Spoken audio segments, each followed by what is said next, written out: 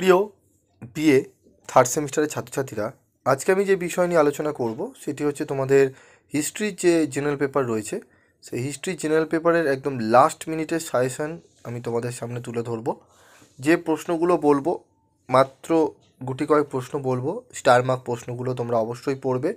তোমাদের প্রিভিয়াস যে সেমিস্টারগুলোতে যেরকম তোমরা কমন পেয়েছিলে, আশা করি এই সেমিস্টারও তোমরা কমন পাবে।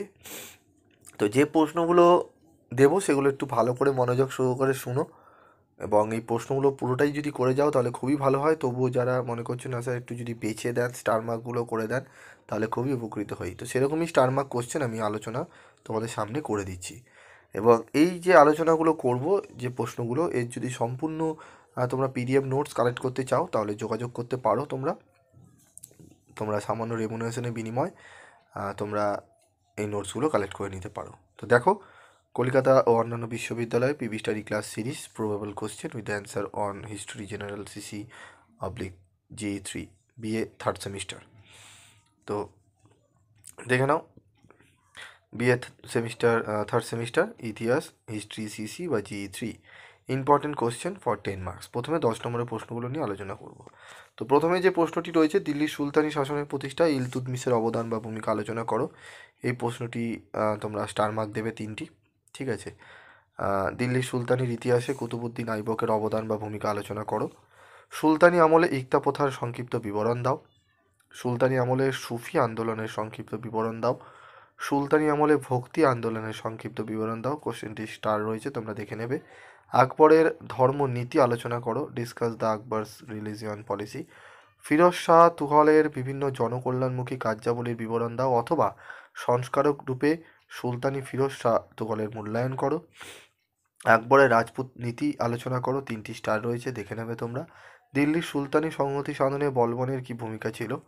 ঔরঙ্গজেবের দাক্ষিণাত্য নীতি বিশ্লেষণ করো। 3টি স্টার রয়েছে। আলাউদ্দিন খলজির অর্থনৈতিক সংস্কারের বিবরণ দাও। শিবাজির অধীনে মারাঠা জাতির উত্থান আলোচনা করো। মুঘল মনসবদারি প্রথার বিবর্তন আলোচনা করো। 3টি স্টার রয়েছে। 4টি স্টার রয়েছে 13 এবং 14 প্রশ্ন মিলিয়ে। ঠিক আছে। ইলিয়াস শাহী বংশ কোন দিক থেকে বাংলার ইতিহাসে এক নতুন অধ্যায়ের সূচনা করে। এই 13 এবং 14 দুটো প্রশ্নই 4টি করে স্টার রয়েছে।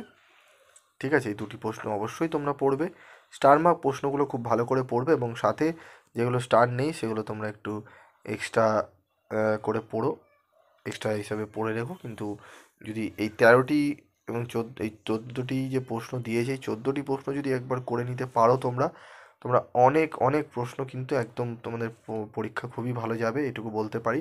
তবুও তোমরা স্টার মার্কগুলো আগে রেডি করে নাও। যদি দেখো তোমাদের হয়ে গেছে পড়া, তাহলে তোমরা আস্তে আস্তে এক একটা করে প্রশ্ন বাড়িও। ঠিক আছে।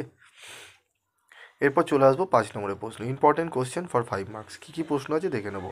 প্রথম প্রশ্নই খুবই 3টি স্টার রয়েছে। সুলতান সম্পর্কে বলবনের কী ধারণা ছিল। ইকতা প্রথার বৈশিষ্ট্যগুলি আলোচনা করো। সংস্কার রূপে সুলতান ফিরোজ শাহ তুঘলের মূল্যায়ন করো। খানুয়া ও ঘাড়ঘরার যুদ্ধের গুরুত্ব কী। বিদেশি পর্যটকের দৃষ্টিতে বিজয়নগর সাম্রাজ্য বর্ণনা করো। 4টি স্টার। মনসবদারি প্রথার উপর টিকা লেখো। এটিও তোমরা স্টার দেবে। আবুল ফজলের ওপর টিকা লেখো। আকবরের ধর্মনীতির বিবর্তনে ইবাদতখানার গুরুত্ব আলোচনা করো। দাক্ষিণাত্য খদ বলতে কী বোঝায়, এটি 3টে স্টার দেবে। খলিফা ও জায়গির বলতে কী বোঝায়। দাক্ষিণাত্য খদ বলতে এটি রিপিট হয়ে গেছে। প্রথম পানিপথের যুদ্ধের তাৎপর্য আলোচনা করো। প্রথম পানিপথের যুদ্ধ অপেক্ষা দ্বিতীয় পানিপথের যুদ্ধ কি বেশি গুরুত্বপূর্ণ। এই প্রশ্নটি 3টি থেকে 4টি স্টার তোমরা করে রাখবে, এই প্রশ্নটি অবশ্যই পড়বে। বিদেশি পর্যটকদের দৃষ্টিতে বিজয়নগর সাম্রাজ্যের বর্ণনা দাও, এটি 3টি স্টার রয়েছে। এবং মুঘল রাজনীতিতে নূরজাহান যুদ্ধটার প্রভাব লেখো। তো 10 নম্বরে 14টি এবং 15 নম্বরে 15টি দিয়েছি, তার মধ্যে স্টার মার্ক কোশ্চেনগুলো আমি দিয়ে দিয়েছি। তোমরা এগুলো ভালো করে রেডি করো, দেখবে তোমাদের পরীক্ষায় তোমরা ইতিহাসে খুব ভালোভাবে পরীক্ষা দিতে পারছো এবং খুবই উপকার পাবে এই প্রশ্নগুলো যদি রেডি করে রাখো। ঠিক আছে। যদি কোনো প্রশ্নের উত্তর তোমাদের করতে অসুবিধা হয়, আমাকে কমেন্ট বক্সে লিখে জানাবে, আমি তার উত্তর তোমাদের দিয়ে দেবো ভিডিও আকারে। ঠিক আছে। আজকের মতো এটুকুই, দেখা হবে পরবর্তী ভিডিও ক্লাসে। সকলে ভালো থেকো, সুস্থ থেকো।